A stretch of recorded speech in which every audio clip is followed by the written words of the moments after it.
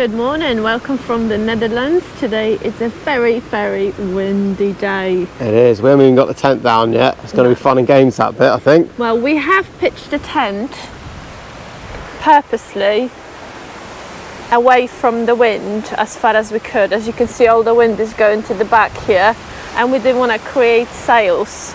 Yeah. So that helped a lot. Yeah, we found from experience that if you pitch the tent with the door facing where the wind's coming in, you create a carrier bag effect, and the tent wants to bugger off into the ether. Especially if you have the space underneath the vegetable like we do. Yeah. So that's good.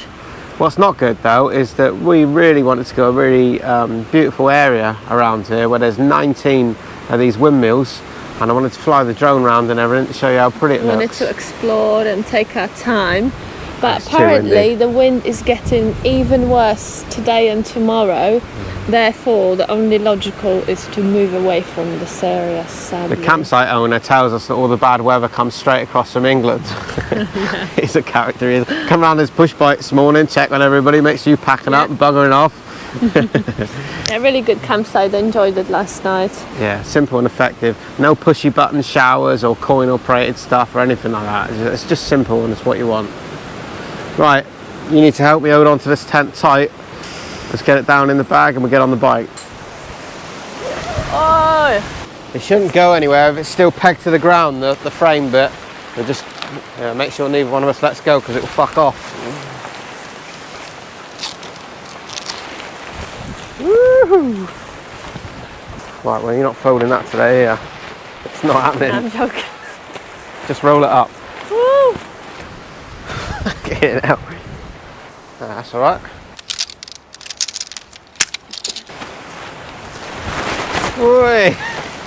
Pretty damn good.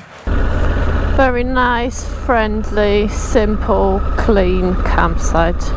Just as it should be. Hey, I'm not sure I'm gonna leave this campsite. This is really steep and my bike is really heavy. You go first, tell me when clear and I can just go. Come on then, make sure you don't hit your panniers on the wall or the barrier. Look at that. Thank you, buddy. See ya. Oh yeah, quite right, it is very steep, isn't it? It is very steep. It is very steep. Yeah, look at that. Bloody hell. You go skiing and that. Way at the bottom, I'll tell you when. I still don't think there's space for the both of us anyway. Clear.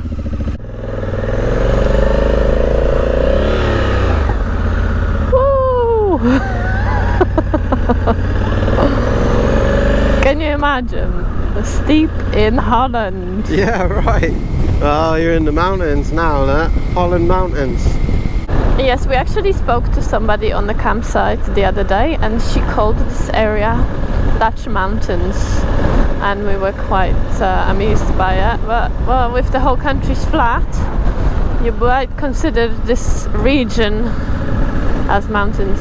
It is very windy. Right, here we go. First stop of the day, only about a minute or so from the campsite, but we thought it was quite interesting, so we're going to stop and show you. There's a small monument for it here.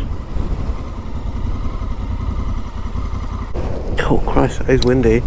This is the monument to the B-17 American bomber Mission Bell that's crash landed here on this site. It was regularly going over to Germany and returning to Ridgewell in England. On December the 1st, 1943, it was returning back from Germany, and it was very clear to the pilot coming over Holland that the plane was severely damaged and some of the engines didn't work anymore. He knew that he wasn't going to reach England, so he decided to make an emergency landing into the water to increase the chance of survival. Once in the river near this jetty, 9 crew members could escape the fast sinking plane. The pilot and the belly gunner, both of them badly injured, drowned. The other 7 stayed in 2 different German prisoner of war camps for the rest of the war. A short war for those guys, but due to the pilot's quick thinking, most survived, and these 3 passed away.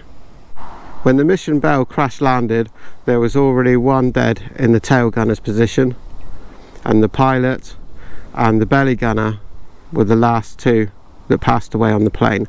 The other 7 managed to get out, but they did spend the rest of their time in 2 different prisoner of war camps. Another one of many windmills here in the Netherlands. And also, we forgot to tell you, yesterday our tent was 4 feet below the sea level, which is quite cool. We can say we almost like slept underwater. 4 feet is 120 centimeters for anyone that don't know feet.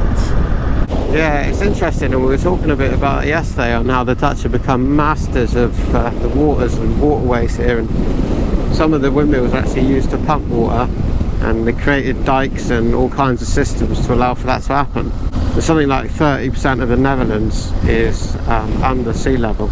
I like the windmills in small towns and villages, surrounded by different like homes and everything. So there's an area here with 19 of these windmills all very close together.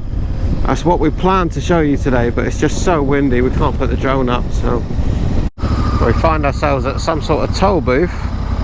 We have no idea what it is that we're queuing for. We're avoiding motorways on our journey. Maybe it's a toll road, not necessarily a motorway. Could be a tunnel, could be a bridge, we have no idea. What's this van doing? What's this game, man? I don't fucking know what he said. I don't know why he needs to change lanes though, same thing. Tele card. Credit card. Vehicle lower than 2.3 meters, pay with your debit card. Yeah? Now what? Not enough.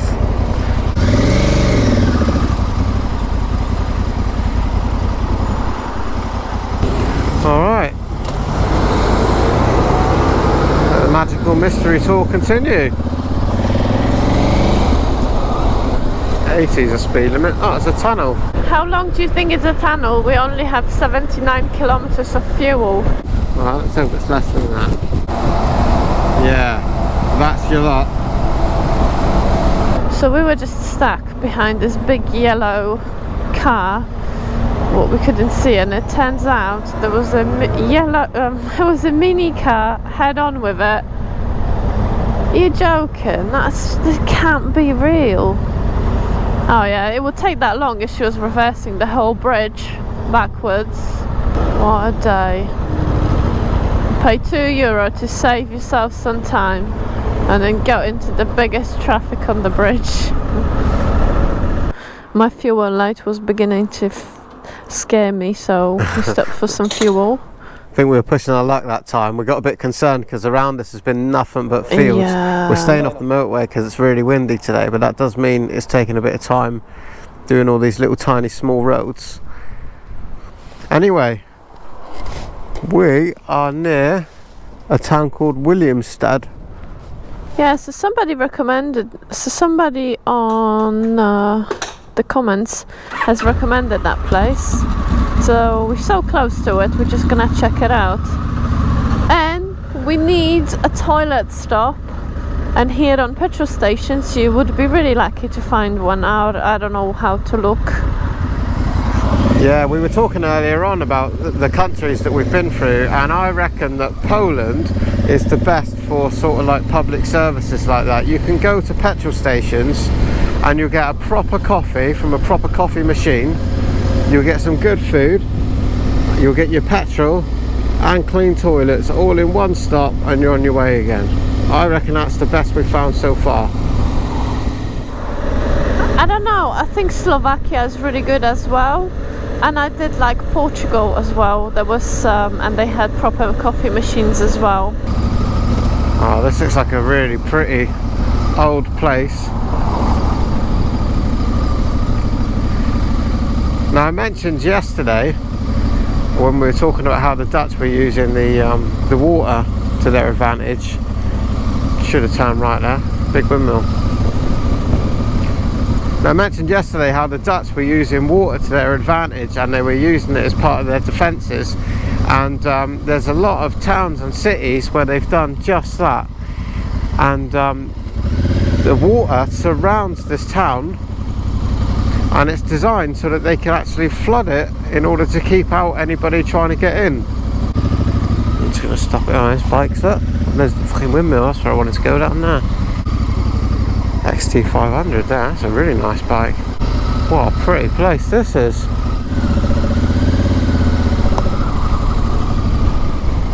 That may have been a bit of a one-way sort of situation, that. No entry. Yeah, we're supposed to turn around and go that way. Lovely. How am I supposed to do that now? A bin just flew into the water. Yeah? Oh yeah, I see it floating. Oh, that must be a nightmare for people here. Okay. Can you go forward, please? Yeah, we'll go down and park with these other two bikes while it.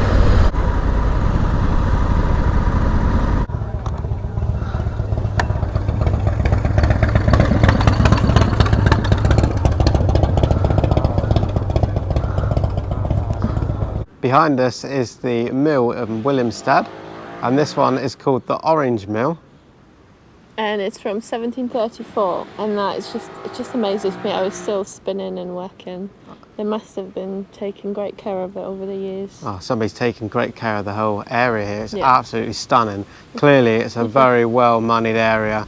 There's some yachts and stuff in the harbour. One's just like we got at home. Yeah, right. Yeah, we left them at home, but yeah, really beautiful. We've been walking around these side streets of this lovely town for the last 20 minutes, half hour, and it's really good. Really pretty around there. And really it feels nice. So safe. You're not stressed about leaving your bike somewhere.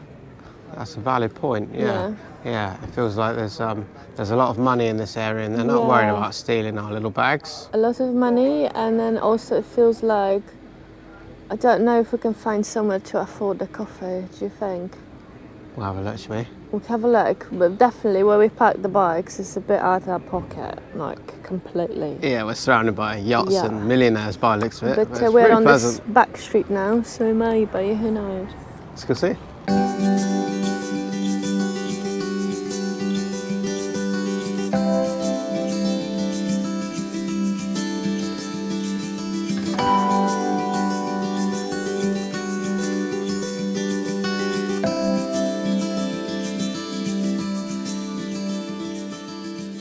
We found ourselves in a really nice little small cafe off one of these side streets.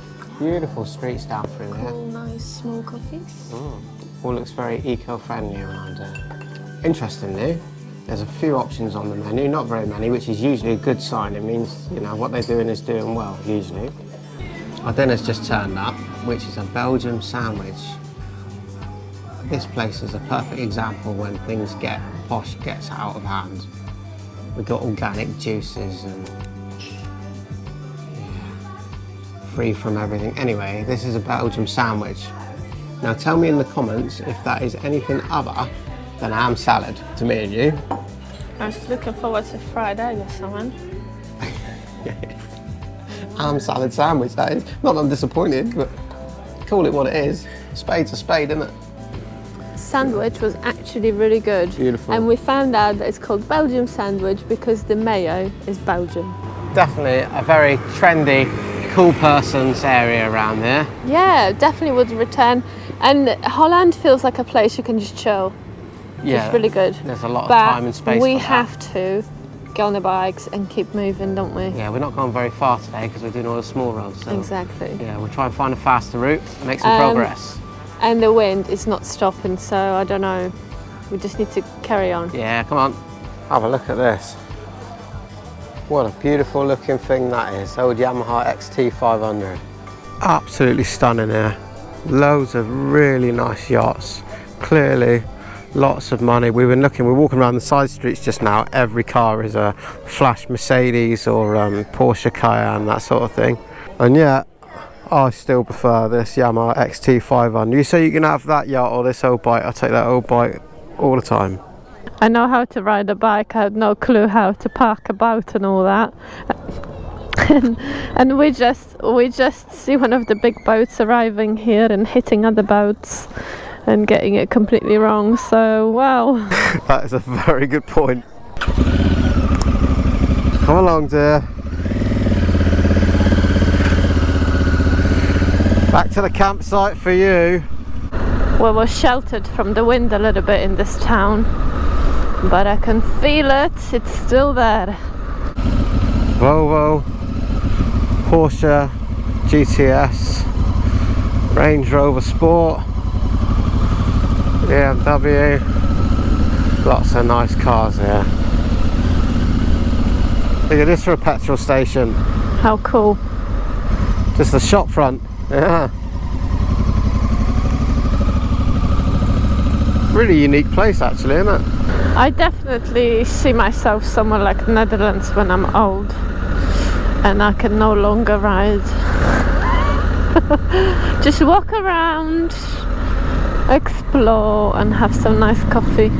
I can't see myself sat around in these posh bars when I'm old, because I suspect with age I might get a little bit more grumpy. Well, who knows, maybe I'll check out before you, because I don't think I can take any more grumpy. I can't take any more of this pretentious nonsense. Mugs with no handles, because it's too posh for that. What's that about? It was so hot I couldn't hold it. Exactly. Just use a proper mug, man. Nothing wrong with it. If it ain't broke, don't fix it. Anyway, enough obsessing over the posh town. That was a 2-hour detour. That was, because it was only 1.7 kilometres away, wasn't it? So we thought we'd just dip in for a quick coffee. I suspect we lose a lot of time looking for quick coffees. We need a different solution to make a coffee quicker than on Trangia. Yeah, it's too much trouble getting all that kit out and boiling the kettle.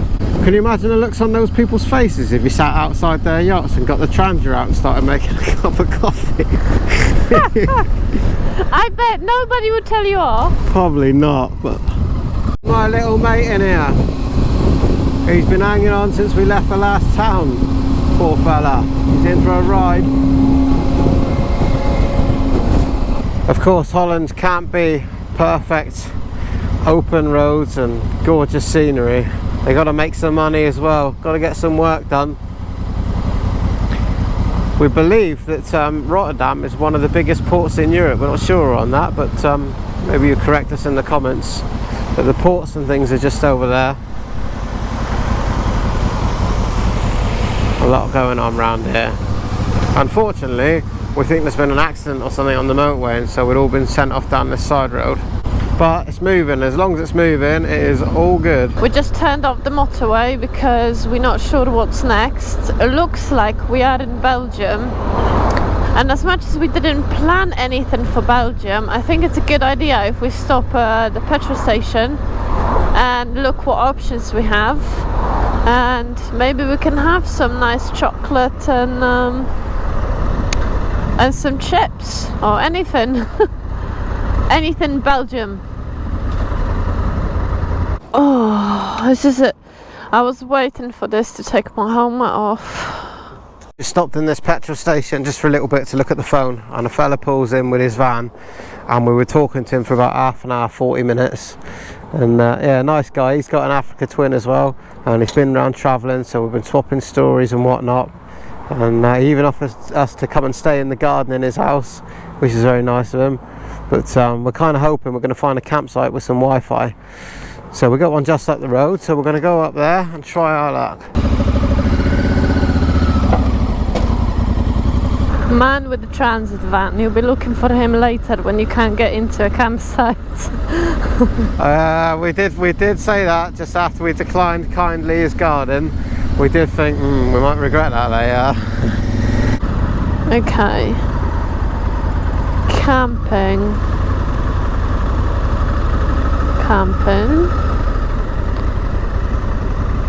Right, this looks creepy already. Well, it's like an abandoned storages and stuff. Right, so there is few camper vans, some dodgy grass.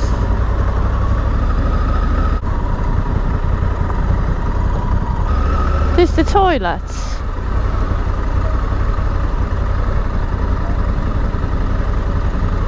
That must be pleasant inside. Oh, there's only one anyway. So, moving on, Ridge says. Yeah, this one's a little bit weird, isn't it? I think we're better off wild camping or something. Looks like you get chopped up here. I think if you got a camper van, you can just park your van out of sight there or something. You got your own facilities and whatnot. Fine.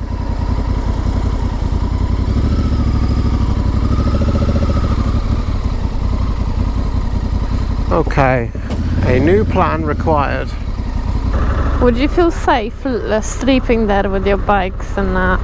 Don't know. Could be alright, but I'm more like, you know, there's so much stuff everywhere. Yeah, we can do better. We can do better. Hopefully. So there's another campsite here, but we have phoned it already, and the answer machine message says that it's full, but it's only 5 minutes away in the right direction. So we're just going to turn up and try our luck, I think. We haven't got any other options. Hopefully they got a little bit of grass for somewhere. Yeah, you'll be wishing you stayed in Matey's garden in a minute.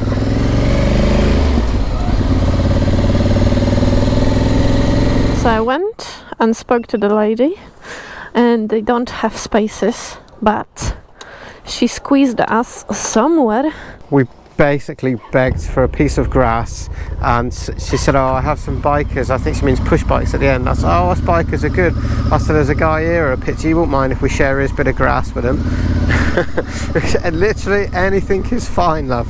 We're hoping, because we definitely implied that our tent is very small. So this way or over there? I think this way.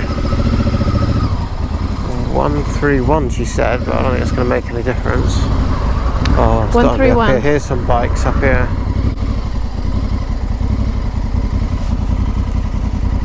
Oh, 131. Yeah, our tent needs to squeeze in that gap there at the end. I don't know if we can get out the gap the other side. You better wait there, otherwise we're getting shit here. We'll fucking fall on somebody's tent. They're having a kip here. Wow, this is going to be tight. Right, I'm going to put my bike here next to this guy's. Okay, I'm gonna go in there. Go in there and I'm just gonna stop here for now, so we see with the tent, and then. Hey, who's going to be first up and start the bike in the morning? Not me. No, it won't be us. No. All right, let's put the tent up, see if it fits. It'll have to fit. I'll have a look at this for happy campers. Me and Eva's pitched the tent up, and Eva's had to come down. We're sat here looking for Wi-Fi, so we're sat by the reception bit, and we see a clapped out van come by with some hand-painted mural stuff on, ringing a bell out his window. Turns out it's a local ice cream van. Apparently it's completely normal for the ice cream van to turn up and drive around here. Never seen it at a campsite. Well, rude not to though, isn't it? Here he is, look. Yeah. You don't even have to go anywhere, it comes to your pitch. Look at the situation we have for tonight. We just about squeezed in our tent on here, and the bikes. Not very much space going on here. And this.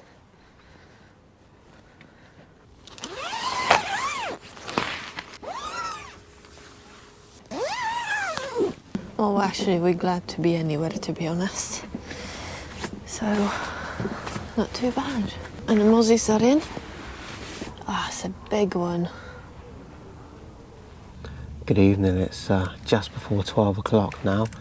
We've got to try to keep the noise down because there's lots of people sleeping around us. Next to us, each side. So, yeah, tonight's moto camping has been sponsored by Andy Simmons, who has also bought us a t-shirt as well for himself as well on Buy Me a Coffee. So thank you very much, we really appreciate your support. So for now, we're going to get our heads down, and yeah, a new day in Belgium tomorrow. Yay. We'll see you all in the next one. Love you, bye. Love you, bye.